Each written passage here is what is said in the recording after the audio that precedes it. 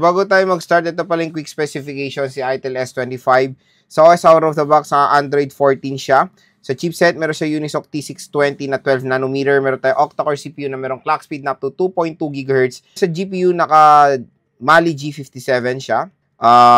Meron siyang 8GB of RAM and 128GB of internal storage. Pagdating sa battery, naka 5,000 mAh na removable battery siya with 18W fast charging. 4 games ang ating itetest. Meron tayong ML, COD, Honor of Kings, at Farlight 84. So first, natatry natin to sa ML. At ito ang ating settings. So, HD mode naka-on. Refresh rate high. Graphics ultra available siya. Naka-outline naka-on. And shadow naka-on. Full download na rin ang resources dito.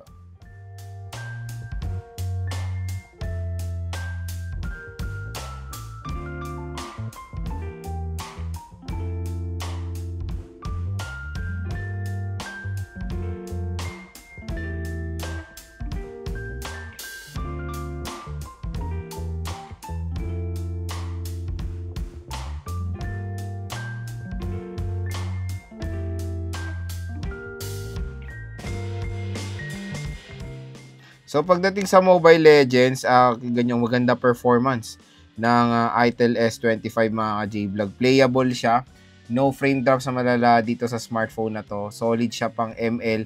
Ang unang napansin ko talaga dito while playing is yung kanyang napagandang display. AMOLED. Talagang nakakatulong yan sa enhancement ng graphics ng nilalaro nyo.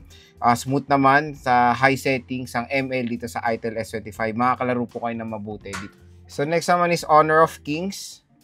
So, ito yung settings niya. Resolution Ultra, FPS natin. Nasa high. So, ito yung set natin.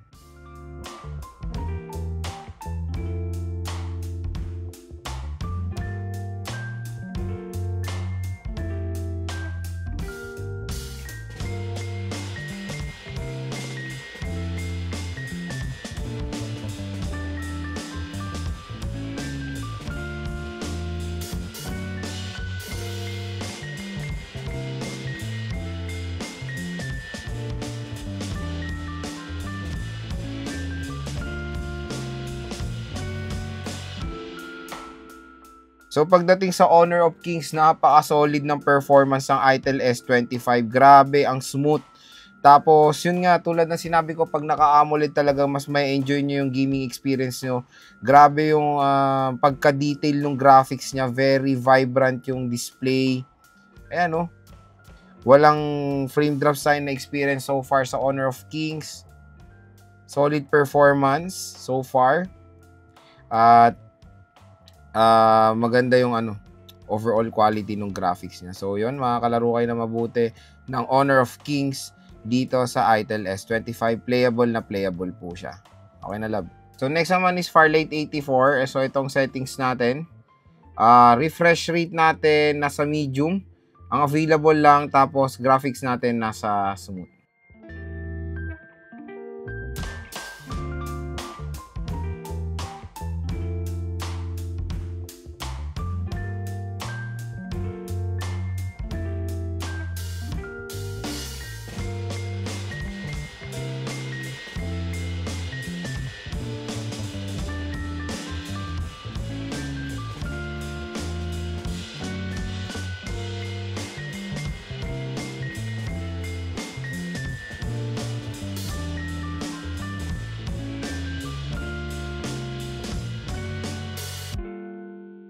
So, ayan, na-eliminate na tayo, pero playable naman ng Farlight 84 dito sa Itel S25.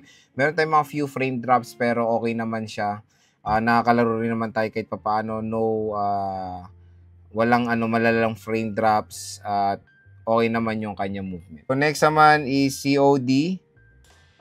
Set natin yung settings niya. So, graphics medium at frame rate natin nasa high.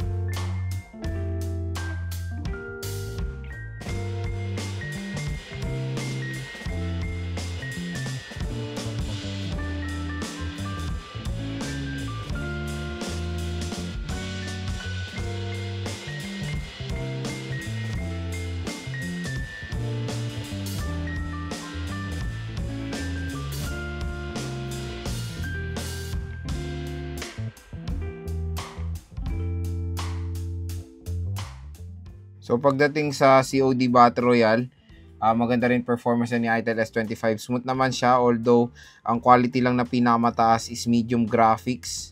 Pero okay naman, kahit sa medium graphics, smooth naman yung performance na movement and all. Ayan, maganda.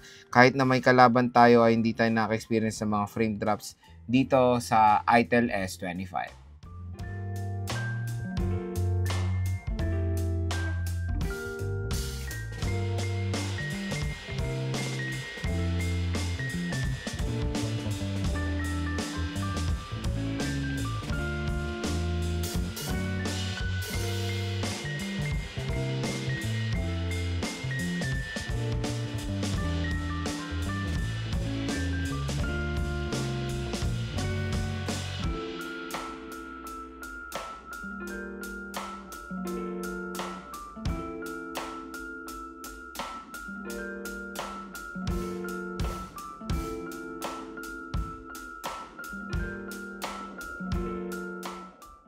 So pagdating sa COD multiplayer, ay okay din performance na, smooth naman.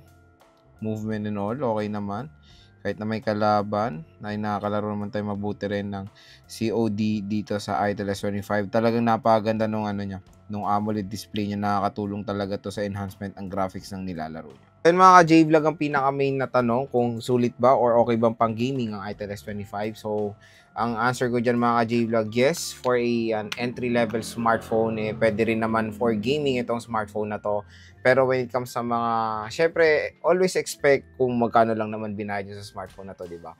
So, kung talagang heavy gamer kayo, meron pa mga mas better option when it comes sa chipset dito sa Itel S25. Pero sa kanyang presyo kasi or sa price lang niya na 5 to 6,000 pesos, sulit din naman yung kanyang chipset, the Unisoc T620. Yung GPU niya kasi is Mali G57 na goods yan for gaming for an entry-level smartphone. And yung tinest natin mga games, mga modern games today ay okay naman. Kasi ito yung mga tinest ko, which is ito yung mga popular games na more on common talagang ginalaro ng mga consumers natin dito sa Philippines. Kaya kung makikita nyo, when it comes sa mga ganitong games, MLCOD, Firelight 84, Honor of Kings, ay okay naman ang performance si Itel S25. Ang pinaka nagustuhan ko dito yung display talaga. Malaking tulong yung kanyang AMOLED display. While playing games ito sa smartphone na to, talagang nakakatulong siya sa enhancement ng nilalaro nyo. Maganda rin yung RAM at ROM niya, perfect fit din naman, 8GB 128. So, as SRP na ito nasa 6 plus. Sa ganyang price tag, okay naman po ang 8GB and 128GB variant or storage. Yung Unisoc T620, ayan, kung makikita nyo is okay naman yan for gaming for this price tag. Pero kung talagang heavy gamer kayo, syempre, always manage your expectation. Marami rin naman mga better chipsets sa entry-level segment na mas higher ang price tag naman, kumbaga. So, mura lang to sa online or sa Shopee sa official store ni Itel. 5,000 plus makakuha na kayo ng Itel S25. At ang pinaka-the best din sa smartphone na to is yung kanyang overall specifications. Kaya kung i-rate ko yung smartphone na to sa kanyang presyo na 5 to 6,000 pesos, one and lowest and highest, ang score ko dito mga ka-J-Vlog nasa 9. So again, kung interested kayo sa Itel S25, ilalagay ko po yung link nito sa description box. I-click nyo na po yan. Add to cart nyo na to dahil napakasulit din itong smartphone na to.